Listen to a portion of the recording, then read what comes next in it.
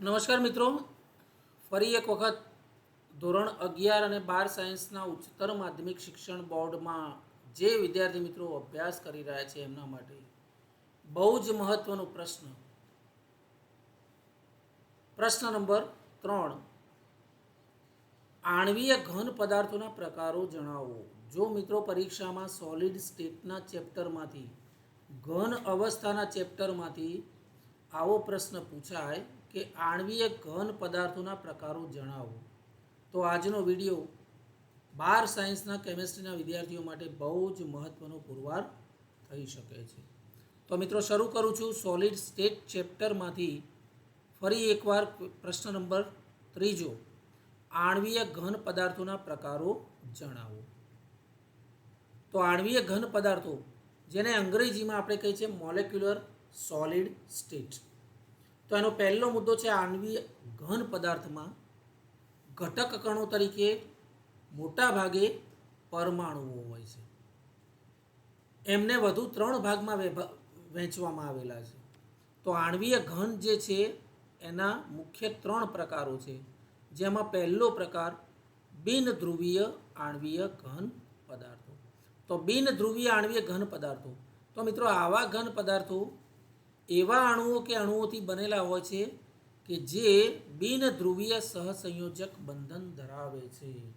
એટલે કે લગભગ સરખી વિદ્યુત ઋણતાવાળા પરમાણુઓ જોડાઈ અને જ્યારે સહસંયોજક બંધન થતું હોય તો એ બિનધ્રુવીય સહસંયોજક બંધન બનતું હોય છે.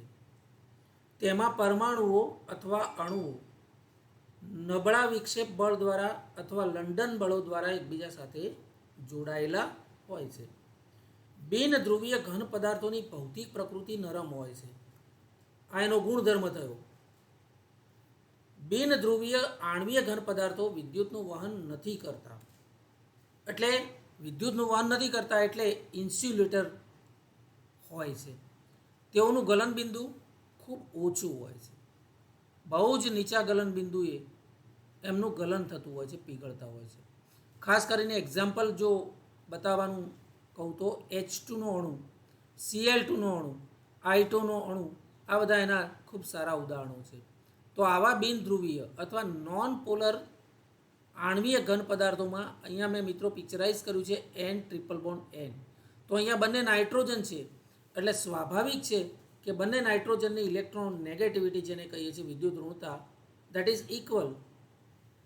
એટલે ત્યાં પોલર બોન્ડ અથવા ધ્રુવીય બંધની કોઈ શક્યતા નથી. એટલે બિનધ્રુવીય આણ્વીય ઘન પદાર્થ કહેવાય. અહીંયા કાર્બન ડાયોક્સાઇડ C�BO, C�BO. તો આ કાર્બન ડાયોક્સાઇડનું મોલેક્યુલ છે. તો એમાં પણ લગભગ વિદ્યુત ઋણતાનો તફાવત બહુ જ નજીવો હોવાથી ધ્રુવીયતા ઉત્પન્ન થતી નથી. અહીંયા CCl4 કાર્બન ટેટ્રાક્લોરાઇડ, આ પણ એક પ્રકારનો બિનધ્રુવીય આણ્વીય ઘન પદાર્થ જ છે. ત્યાર પછી આણ્વીય ઘન પદાર્થોનો બીજો પ્રકાર છે ધ્રુવીય પરમાણુઓ અથવા ધ્રુવીય ઘન પદાર્થો. ધ્રુવીય ઘન પદાર્થો, તો એના નામ ઉપરથી ખબર પડે છે કે ધ્રુવીય ઘન પદાર્થોમાં એવા પરમાણુઓથી બંધ બન્યા હશે જેમાં ધ્રુવીયતા ઉત્પન્ન થયેલી હશે. તો આવા ઘન પદાર્થો ધ્રુવીય સહસંયોજક બંધનો દ્વારા એકબીજા સાથે જોડાયેલા હોય છે. અને આવા પરમાણુઓ કે અણુઓ પ્રમાણમાં મજબૂત દ્વિધ્રુવ ક્રિયા પ્રતિક્રિયાઓ દ્વારા બંધાયેલા હોય છે. એટલે ડાયપોલ મોમેન્ટ. એના ગુણધર્મોની વાત કરું તો એની ભૌતિક પ્રકૃતિ નરમ હોય છે અને એમાં મોટાભાગના ઓરડાના તાપમાને વાયુઓ અથવા પ્રવાહી અવસ્થામાં હોય છે. બીજો ગુણધર્મ એની વાત કરું તો વિદ્યુતનું વહન તેઓ કરતા નથી અને તેમનું ગલનબિંદુ બિનધ્રુવીય ઘન પદાર્થો કરતાં થોડું વધુ હોય છે. અહીંયા ગલનબિંદુ બિનધ્રુવીય નોન પોલર સોલિડ સ્ટેટ કરતાં થોડુંક વધારે હોય છે.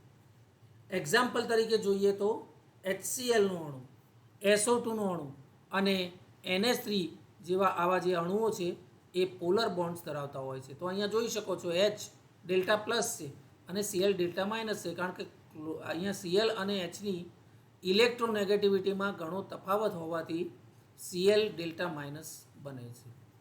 તો આવો ધ્રુવીય બંધ છે એટલે આને ધ્રુવીય આણ્વીય ઘન પદાર્થ કહેવાય. અહીંયા H2O છે તો ઓક્સિજન અને હાઇડ્રોજન વચ્ચે પણ લગભગ ઇલેક્ટ્રોનેગેટિવિટીનો ડિફરન્સ હોવાથી ઓક્સિજન ડેલ્ટા માઇનસ બને છે, હાઇડ્રોજન ડેલ્ટા પ્લસ બને છે. અહીંયા NH3 તો અહીંયા પણ નાઇટ્રોજન અને હાઇડ્રોજન વચ્ચેની વિદ્યુત ઋણતાનો તફાવત જોવા મળે છે. તો એ બધા ધ્રુવીય આણ્વીય ઘન પદાર્થોના ઉદાહરણ હતા. હવે હાઇડ્રોજન બંધિત આણ્વીય ઘન પદાર્થો. તો આવા ઘન પદાર્થોમાં હાઇડ્રોજનનું ફ્લોરિન, ઓક્સિજન અને નાઇટ્રોજન જેવા પરમાણુઓ સાથે હાઇડ્રોજનનું ફ્લોરિન, ઓક્સિજન કે નાઇટ્રોજન ટાઈપના જે પરમાણુઓ છે એની સાથે ધ્રુવીય બંધનો, ધ્રુવીય સહસંયોજક બંધનો દ્વારા એનું જોડાણ થયેલું હોય છે. એટલે આવા ઘન પરમાણુઓ મજબૂત હાઇડ્રોજન બંધ દ્વારા એકબીજા સાથે જોડાયેલા રહેતા હોય છે. એના ગુણધર્મોની વાત કરું તો આવા ઘન પદાર્થોનું ભૌતિક સ્વરૂપ કઠણ હોય છે. ઓલા બે નરમ હતા, જ્યારે હાઇડ્રોજન બંધિત આણ્વીય ઘન પદાર્થો કઠણ હોય છે. તેઓ વિદ્યુતનું વહન નથી કરતા. આ ઘન પદાર્થોની ભૌતિક સ્થિતિ ઓરડાના તાપમાને અસ્થિર પ્રવાહી અથવા નરમ ઘન પદાર્થો જેવી જ હોય છે. એમનું પણ ગલનબિંદુ ઓછું હોય છે. ફોર એક્ઝામ્પલ, બરફના રૂપમાં પાણીનો જે અણુ છે એ જોઈ શકો છો. પાણી એટલે H2O. અહીંયા ઓક્સિજનની ઇલેક્ટ્રોનેગેટિવિટી હાઇડ્રોજન કરતાં વધુ છે એટલે ઓક્સિજન ડેલ્ટા માઇનસ બને છે, હાઇડ્રોજન ડેલ્ટા પ્લસ બને છે. મતલબ સહસંયોજક બંધ છે, ધ્રુવીય સહસંયોજક બંધ છે. પણ એમાં હાઇડ્રોજન બોન્ડિંગ સમજવું હોય તો આ એક્ઝામ્પલ દ્વારા જોઈ શકો છો. Oxygen, hydrogen, hydrogen. હવે આ H2Oનો હાઇડ્રોજન જે છે ડેલ્ટા પ્લસના રૂપમાં બીજા H2Oના ઓક્સિજન સાથે હાઇડ્રોજન બોન્ડિંગ આ રીતે જુઓ તો આ જે આકર્ષણ બળથી બે H2Oના અણુઓ, આ H2Oનો અણુ, આ H2Oનો અણુ જે જોડાયેલો છે તે આ હાઇડ્રોજન બોન્ડિંગના કારણે જોડાયેલો રહે છે.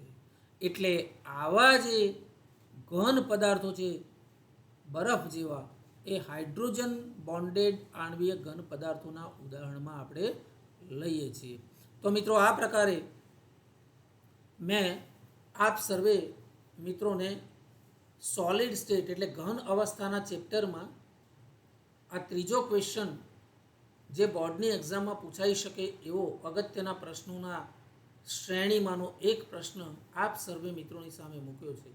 આશા કરું છું આપ વિડીયોને પૂરેપૂરો જોતા હશો. આપને ગમી જાય તો એને ખૂબ ખૂબ લાઈક પણ કરજો. આપ સર્વે મિત્રોના આપના અન્ય બધા જ ગ્રુપમાં એને શેર કરો. અને મિત્રો, જો આપ સર્વે મિત્રોએ હજી સુધી મારી ચેનલને સબસ્ક્રાઈબ ન કરી હોય તો ખૂબ જલ્દી સબસ્ક્રાઈબ કરી લો, જેથી કરીને મારી આ 12 સાયન્સના રસાયણ વિજ્ઞાનની વિડીયોની સિરીઝ આપ સર્વે મિત્રો સામે મૂકી રહ્યો છું, જેનો લાભ આપ પણ લઈ શકો. મળીએ છીએ ફરી એક વખત નવા વિડીયો સાથે. ધન્યવાદ.